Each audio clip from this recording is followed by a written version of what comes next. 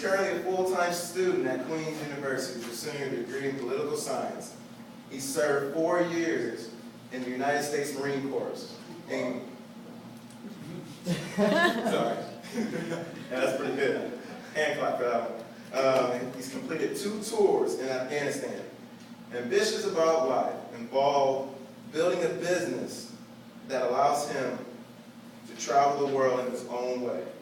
That leads into his speech, Travel or Live, speech number 2, Mr. Nathan Gentry.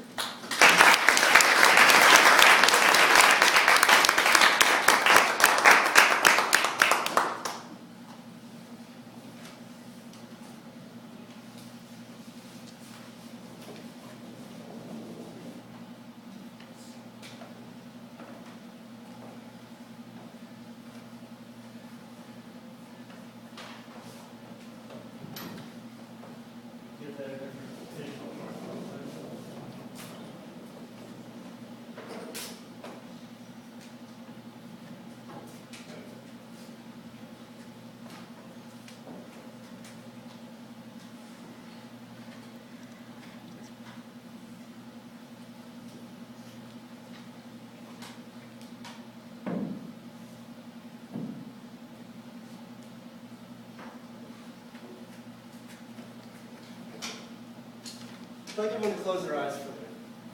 So, take a deep breath, let it in, let it out. I want you to think about what comes in mind when I say the words world travel. Is it the pyramids of Egypt? Is it the Great Wall of China?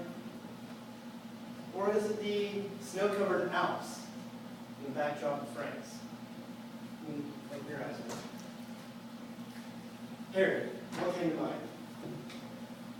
What did you picture?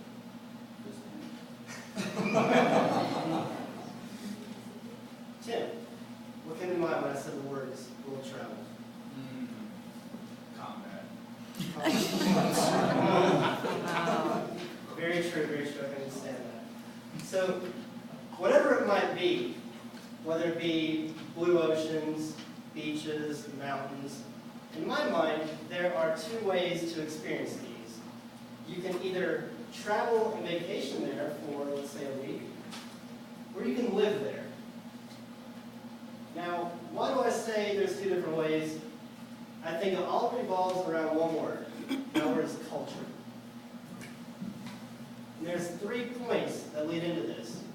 You have to experience culture, which you can do by living and traveling there. But where it gets a little fuzzy is you have to understand the culture and then you assimilate into the culture when you live there. I lived in Japan for 2 years. So this is going to be from my point of view of traveling the world, vacationing, and living. So for experiencing different culture, you can go on vacation or resort. I just went to Mexico. They're making coffee for us with like pouring fire and different things. I never knew coffee was so, involved. It was great. Living in Japan, I went out. I lived in a town full of bars, so I experienced that scene, right? And I did security for what was called Peaceful Love Rock concert. It was an Okinawan concert. They did it once a year, and they've done it for like the past 20-something years. And we were basically there. We had a bunch of Marines who were there, and we provided security for them because we were big. Not me, but but we still did security for them. But I got to see a 2-day-long event where all these bands, they'd have like a Queen cover band, a Kiss cover band, come and play. They'd have bands from the Philippines, mainland Japan, Okinawa, just sing all sorts of different music. So that was a way to experience the culture, right? You could do that if you happen to visit there on a weekend, okay? Go to Japan for a week, or go to France for a week, see like a parade or something that they might have there. But secondly, when you want to understand the culture, see, after living there for a while, I realized that Okinawa is not Japan. They're not even Japanese. They're Okinawan. 4,000 years ago, Okinawa was home to the Ryukyu Kingdom, which was fought over by Japan and China. If you look at the different buildings that you see, the architecture, the statues they have all over the island, it's a mix of Japanese and Chinese.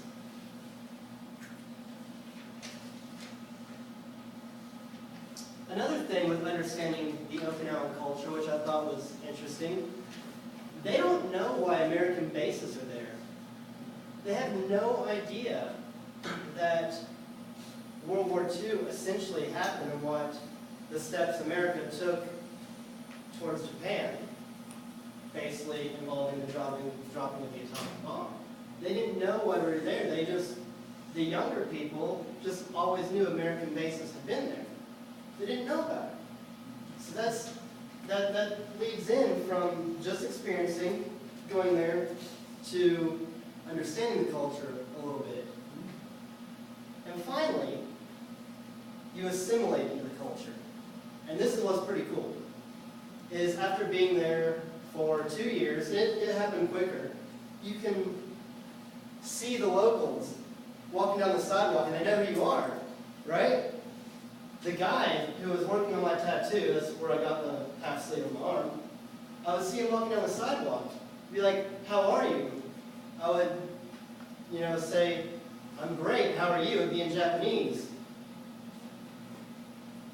And then, you can get invited into Japanese-only places and be welcomed in.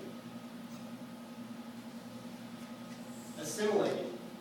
A sense of belonging to that community versus just visiting.